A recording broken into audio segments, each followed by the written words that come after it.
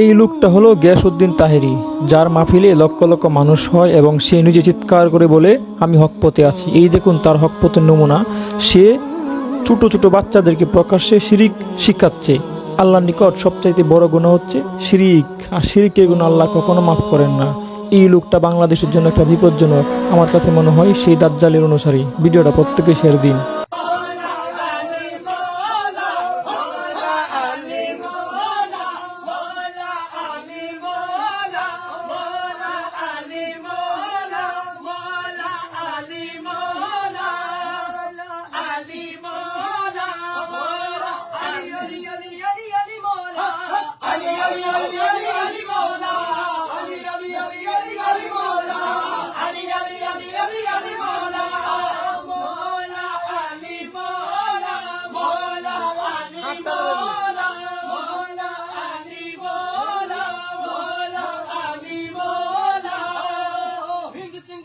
तेरी नौबत बाजे, सिंध पीरा तेरी नौबत बाजे, हिंद सिंध